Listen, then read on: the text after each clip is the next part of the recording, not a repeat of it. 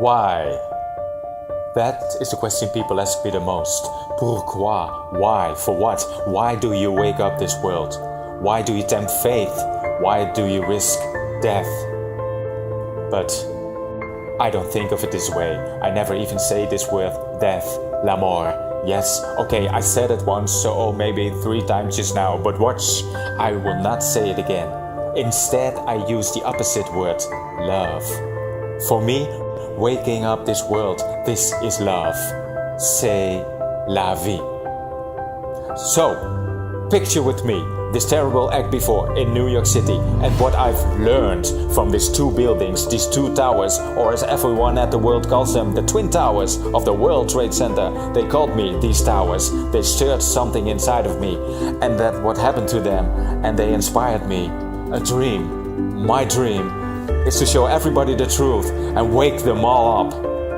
Of course, this is impossible, not to mention illegal. So why attempt the impossible? Why follow your dream? But I cannot answer this question why, not with words, but I can show you how it happens. And so these bad magicians stage all this fakery because my love for you began from the day that I was born, and I've been lied to ever since. No, my story begins with the world's most unbelievable deception. The spinning ball.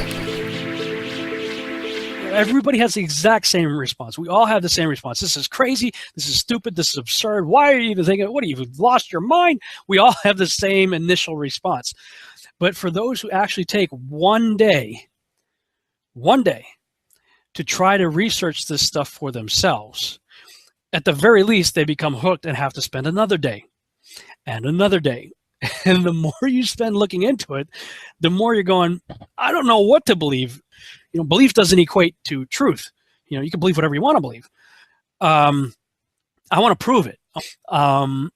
In my efforts to try to prove the globe, it's falling apart with horizon tests and seeing things that we shouldn't be able to see. If the ball is real, the math shows that with the curvature, there are things we should not be able to see, and yet people are seeing it.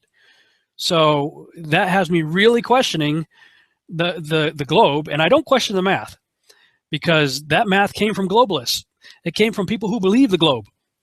So it's not math conjured up by flat earthers. And the best example for that really proved that to me was when I was in Malibu a few months ago, talking with another writer who's partnered with me for my Seed the series that we're working on, and he says, I've been following your flat Earth stuff, and I got to tell you, I'm really interested. He said, because I grew up on Ventura. I used to be a lifeguard on Ventura Beach, and on a good day, on a clear day, we could look out and see the Anacapa Arch. Well, the Anacapa Arch is almost 20 miles away, and it's only 40 feet high.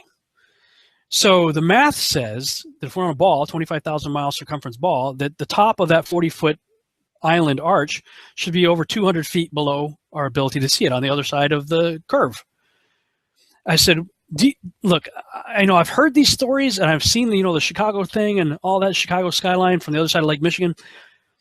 I've seen the math that people are using. I'm not mathematically inclined, so I need help. Do you understand this math, or do you know somebody that can confirm this math? He goes, yeah, as a matter of fact, I got a good friend of mine who's a professor at the university. He's a math professor. I said, great. Pose it to him as a word problem and see what he says. Don't tell him anything about why we're looking into this or why we want to know. Just give it a word problem. He said, okay. So he goes to the guy. He says, we're on a globe that's 25,000 miles circumference, right? Yeah. What's the math? Like, how would we calculate for the curvature? Let's say if there's an object 40 feet tall and 20 miles away, how far below the curvature should that object be, the top of it? So the guy said, oh, that's easy. He did the math, did it all up on the board, and it came out to, over 200 feet. And so he shows it to my friend. My friend says, so you're saying that math proves that we should not be, because of the curvature of the Earth, we should not be able to see an object 40 feet tall, 20 miles away. Should be over 200 feet below my ability to see it. That's correct. My friend turns to his friend and says, well, the problem is we've all seen it. And the guy goes, what are you talking about? He goes, the Anacapa Arch. And all of a sudden, this math professor who just did the equation on the board is having the Flintstone sound effect go off in his head, you know, as the gerbil jumps off the wheel in his head. As he turns around, looks at the board, and he's like, we shouldn't be able to see that. So, you know, that's what confirmed the math for me, because I'm not mathematically inclined enough to figure it out, so I can't confirm it for myself. So here's a math professor who did the math, and he used the same equation to came up with the same result, and acknowledged that we shouldn't be able to see what everybody has seen. So, you know, that's the kind of thing. I mean, none of us are likely to get up above, and you're going to have to get up above 73 miles. I've seen the hot air balloon, weather balloon stuff, that when they don't use a fisheye lens, you know, fisheye lens is going to morph everything, and you know it because you can see when the balloon's taking off, you know, they're 20 feet over the car, and the horizon looks like this. You know, that's that's smaller than the moon. You know, and then when it starts going up, the horizon starts morphing. You know, we're in the incredible morphing Earth. But when the horizon goes across the center of the lens, that's where it's going to be the most accurate representation of what the camera is actually seeing, without the lens distortion. And I've seen plenty of stuff at between 100,000 and 130,000 feet that's flat as a pancake. But I've also seen rocket footage, one from the 1950s that was 65 miles up. When the horizon went across center lens, flat. Saw another one recently shot up by the Germans. They had cameras on it. They were doing some sort of experiment, and same thing. When that thing came across, the lens came across the center, the horizon came across the center of the lens at 73 miles high, flat. So, you know, all the visual evidence that we can do terrestrial. I mean, you get this book right here, Zetetic Astronomy, and read through this book, and this is done in the 1800s, 1865. What I love about this is this is before the Wright brothers and before NASA, before anything that we have today. This is all terrestrial-based observations that you and I can do ourselves. And when you do this, every time it's showing flat. And when I read of numerous accounts that this guy documents and footnotes and everything, I haven't gone and personally dug up the archives, and I haven't had time to do anything like that, but he gives, at least in his time, documented, annotated, footnoted accounts of people seeing the blood red moon lunar eclipse taking place while the sun was still up. Well, I mean, the model that we're all told is the only way that works is if the Earth is here and the sun is here and the moon is here and the cone-shaped, umbra shadow of the Earth, that's the only way you get the blood moon, is over here. But yet, if the moon's turning into an eclipse and the sun's still up and you're on the Earth and you can see both, something else must be causing the eclipse. So, and then when I looked at that, I saw that many ancient cultures believed that there were other dark orbs or dark objects or, invisible objects that were also part of our system. And the Hindu version of it was particularly interesting to me. Rahu and Ketu were the two entities that they named as the ones that basically were responsible for, they were decapitated heads, interesting, I used that earlier, that would try to swallow up the moon. But because it's a decapitated head, when this spherical moon object came up on the moon, that's the illusion that we see of it turning red, and the moon just kind of goes out the neck of the decapitated head. That's, this is, the mythology develops because the people had a certain mindset and they were trying to explain things. This shows that the Hindus had the same mindset of an enclosed world within which the sun and moon were inside a dome, and they were trying to understand, well, what is that thing covering up the moon? And what is that covering up the sun? And I still think the moon is responsible for the solar eclipse, the moon coming in conjunction with the sun. But as far as the lunar eclipse, it can't be the way we're told in modern science if it's happening while the sun is still up. So I tend to believe, hey, why not? In heliocentric, spinning globe, monkey man science, they're all talking about dark matter anyway. So dark matter is like the buzzword phrase these days. And you got others talking about Nibiru and Planet X as a dark planet, supposedly going through our solar system. So why not? If you can embrace that in the spinning heliocentric globe model, why can't you accept it in the possible, enclosed world model. I'm looking at all the possibilities, looking at the available evidence and trying to weigh it with reality and see what makes the most sense. But when it comes to this issue, I do think it's critically important because it affects everything. If this is the great deception, I don't know if it turns out to be true that we're in an enclosed, flat, circular Earth set on pillars within which the sun, moon, and stars are placed, then we're in the great deception right now, because there are vast amounts of Christians, including Kent Hovind, Brother Hovind, and others, that are dogmatically against what I believe the scripture tells you point blank, and up from a literal interpretation, that they're against it. And they're embracing evidence that is coming from primarily NASA, the government, and the military, 3 organizations that have proven to be completely untrustworthy on numerous counts. If we were to put them on trial, they would all be guilty of being pathological liars, and I would say also Luciferians in many ways, because of all the secret societies that our presidents have been involved with, and why does our astronauts have to be Freemasons, stuff like that. All right, do you see Photoshop? Yes. Yeah. Okay, and if those of you think this technical difficulty was planned and think I'm scamming you, go do it for yourself, because you're going to find the exact same thing. I got nothing to hide here. This is live on the air. Okay, I'm going to zoom in on the Earth in Photoshop. You see the Earth? Yep. Okay, I'm going to go to Image, Adjust, Levels, and I'm going to bring the levels over here. And I'm going to bring the levels up. Uh-oh. What is that? Oh, wow. Yeah, wow.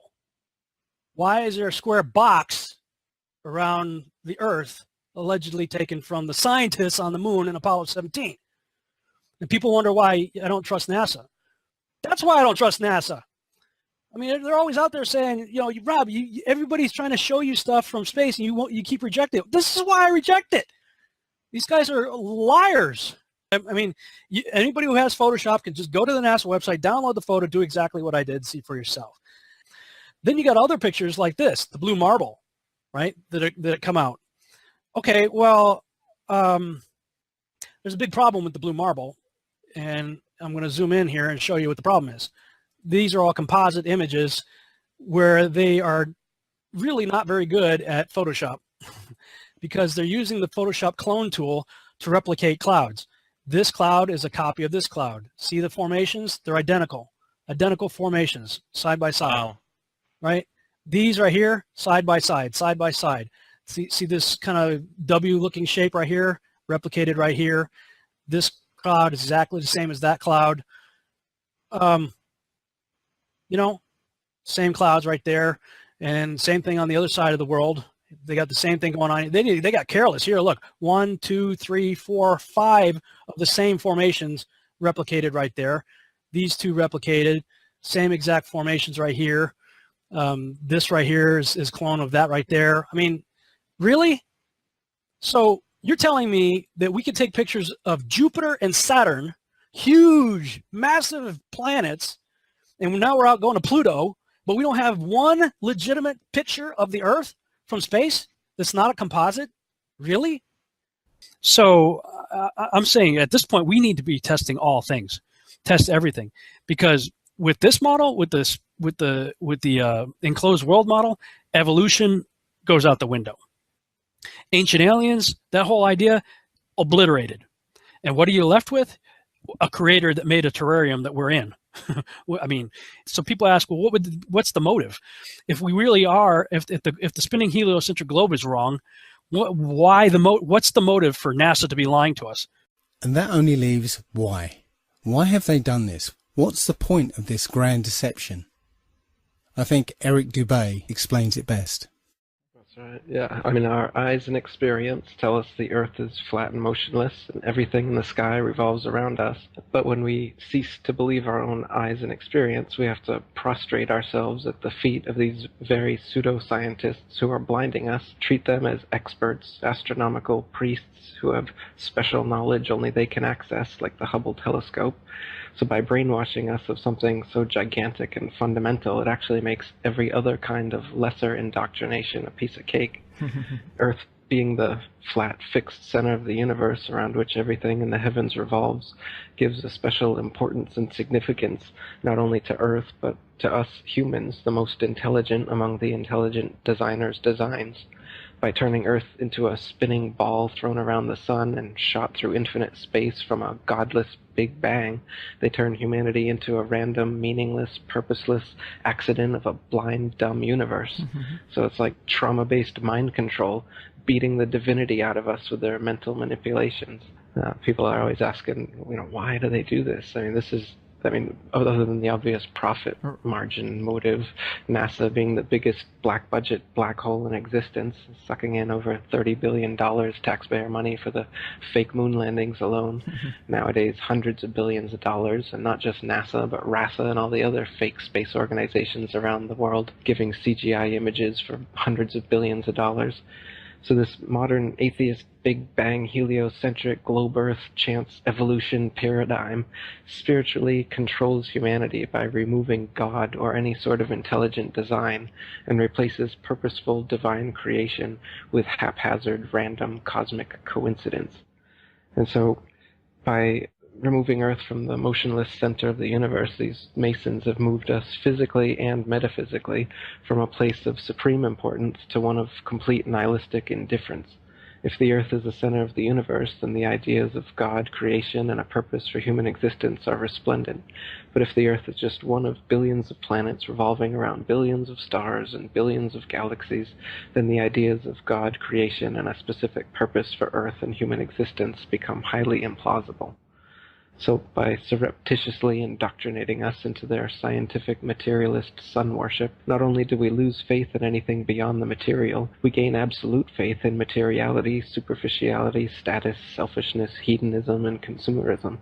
If there's no God and everyone's just an accident, then all that really matters is me, me, me.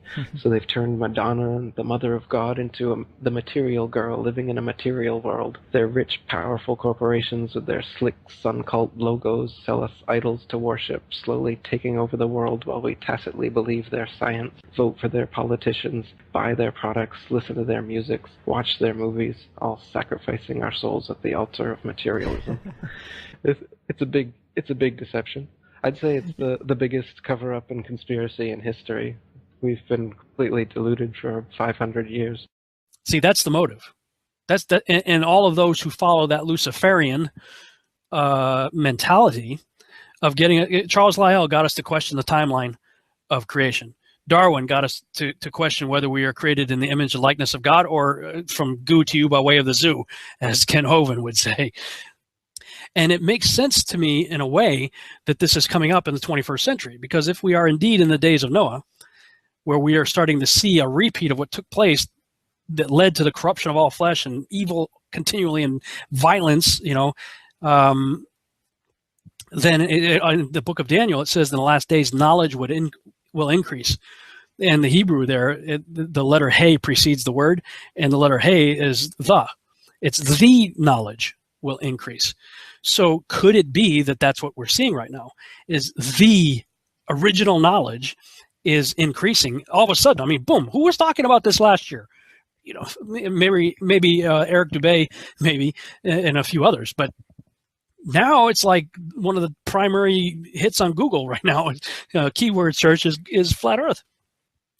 So for me, I'm trying to nail this down, because if this is the truth, then it exposes so many lies, it's unbelievable. And at that point, you are forced to say, I can never trust NASA. I can never trust the government of any country in the world. Well, who can I trust? Well, the only one I can trust then is the one that proved this model is true and that model is false, and that would be the creator of this terrarium. That's pretty big. For the first 4,000 years of our civilization, we believe that the Earth was a flattish disk surrounded by a solid dome barrier called the firmament. All of the 5 major religions had their own version of this, and the churches enforced the belief. Then, around 1514, a man named Copernicus created a new model of the world. He stated that if the Earth was spinning around 1,100 miles an hour and circling the sun at 60,000 miles an hour, the world was then round. The religions, seeing that this globe model was gaining popularity, feared a loss in the fan base, so they all adapted their religion to include the globe model. From their point of view, it was a small change from a circular to a globe world, and really, in a few generations, who would remember anyway? And while the math more or less worked, there was a problem. It was 1500, and the technology to prove such a theory wasn't there. The first balloon to carry people wasn't invented until 1760. Sailboats were the only travel over water, and the fastest thing on land was a horse. But the new worldview was promoted and took hold. The religions adapted to handle the new reality, and life moved on. More importantly, the globe model was quickly introduced into the education systems. Over the next 500 years, the challenges to this model faded, to the point where the globe was accepted as universally as physical laws such as gravity. Read that again if you didn't absorb it. For 20 generations, people believed that the Earth was round because there was a globe in every classroom they sat in. There was no proof. Hundreds of years went by, and still civilization had no way of proving the theory. Planes were invented around 1900, but until 1957, nothing could go high enough to give a true perspective of where we lived. And that's when everything got strange. The United States and Russia both sent up rockets high enough to take decent pictures, and what they saw scared them a great deal. How do we know they were extremely concerned about the sky? Because the US and Russia immediately started firing nuclear weapons straight up, and they kept firing for the next 4 years. A few things to keep in mind here. First, this was now 1958. Nuclear weapons were very expensive and hard to come by. These also weren't those nominal yield 20 kiloton toys we used on Hiroshima. This was high kiloton to low megaton, and we couldn't get them up fast enough. And the strangeness continued in other places. In 1959, only a year into the atmosphere bombardment, 10 nations, including the United States, made Antarctica off-limits to any colonization. A treaty was put in place and to this day remains intact. Over 50 nations now have signed off on this treaty. Do you know any treaty that has lasted that long between all industrialized nations? Moreover, do you know any piece of real estate in the world that is owned by no one? You would think at the very least one of the large oil companies would use their huge financial resources to explore this region, and yet they don't even petition the idea. The short version of the discovery is this. By 1958, the military had discovered the very solid upper and outer edges of our world, and had to create a way to put up "Do Not Enter" signs without looking obvious. It was tricky, but if there is one thing I have learned about the authority, it's that nothing is left to chance. Most of the work had already been done for them, so their job was primarily in the details. The sky part of the dome was much higher than commercial air traffic, so the only thing they had to worry about there was the space program, which is immediately militarized. The outer border had the natural benefit of not only an extensive ocean, but a scaling decrease in temperature and a steady increase in iceberg frequency to discourage ships, all leading to a permanently frozen landmass that could not be used for any form of agriculture.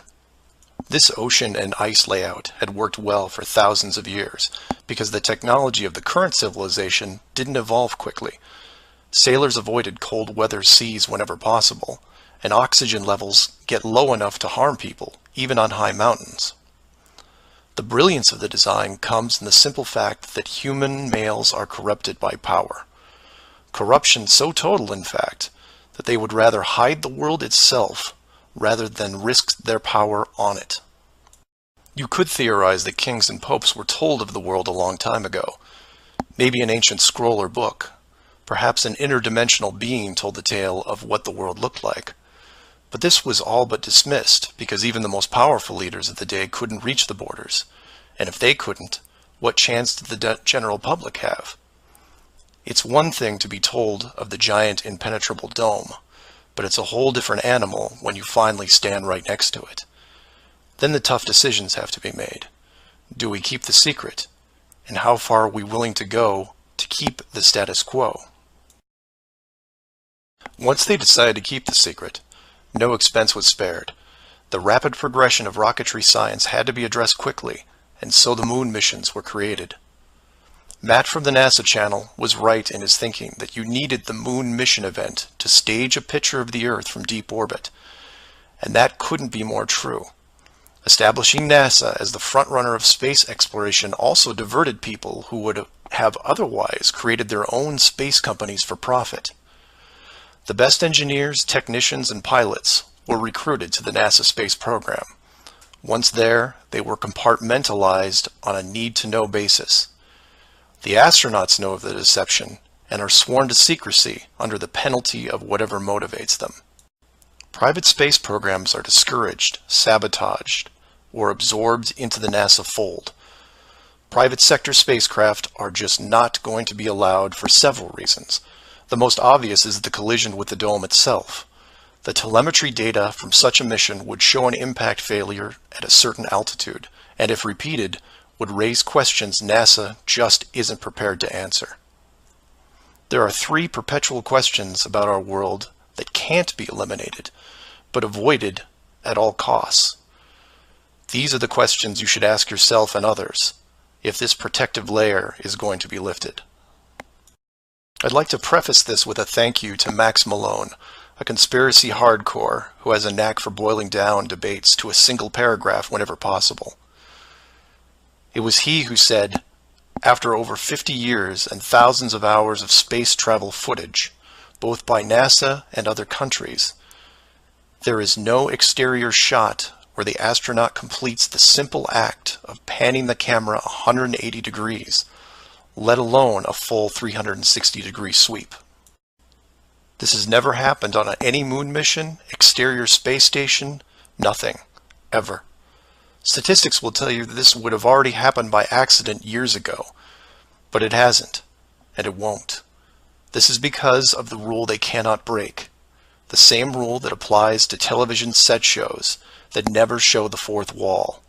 Why? Because there is no fourth wall. Number 2. When you search online for pictures of the Earth from space, 95% of what you will see is a collection of artificial composite shots. In 2000, when I did this search, there was exactly 1 picture by NASA showing the bottom part of Africa and Antarctica. Now that picture is hidden within hundreds of simulated images. There are HD cameras everywhere, and no one is taking a shot of the Earth, because you can't get enough altitude to do it. Number 3. The commercial air travel routes for the southern hemisphere are wrong. This is an easy thing you can check out in 60 seconds. Take a map reading of the distance between anywhere near Australia and anywhere in South America. It's a straight shot across the South Pacific. Now find your favorite travel site and try to get there non-stop. See what happens. The routes start turning ridiculous. I used to business travel for years, and I've never seen anything like it. It's the one thing in the general public world they can't hide, the actual distance between these two places. On a round world, the flight is easy, just a straight shot across an ocean. But on a flat world, it becomes the greatest distance between 2 points. There are no shortcuts, so they distract you with multiple connections and layovers. It's only blind luck that the United States was in the northern hemisphere. Otherwise, the increased traffic would have raised eyebrows by now. And hundreds of years went by, with science promoting all the aspects of the globe, and the religions promoting their beliefs upon this globe. The world kept spinning, so to speak, and everyone was happy.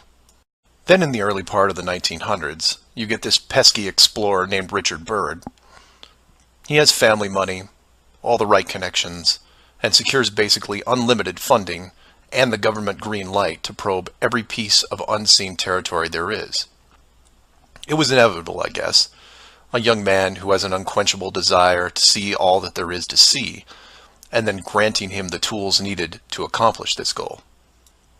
He pulls a Truman and gets lucky, crossing the vast salt ocean, avoiding the icebergs, arriving at the frozen coastline, and he keeps going. He was never going to stop. One day, after crossing hundreds of miles of high-altitude ice and snow, Admiral Byrd sees it. A barrier. And to him, it's just a barrier, not the barrier. He is but a tiny speck in front of it. It stretches out on both sides as far as he can see, and straight up so far that he can't discover the beginning of the arc. The great explorer now has a new challenge, finding the shape of this thing. It's much like a blind man describing the elephant. Until you feel out the whole thing, what do you really know? If you look at the AE, or Flat Earth Overhead Map, you see the problem. To even determine the scope of the outer wall, you have to circle it. It would have taken months, if not years. You could use a series of ships going in opposite directions, or planes, but there are refueling stations that need to be built, and so on. His task was challenging to say the least. Admiral Byrd kept laying the groundwork of the great discovery until his eventual death in 1957. A year later, the United States and Russia found the upper edge. From there, the math was easy, and moreover, you could actually see the real world.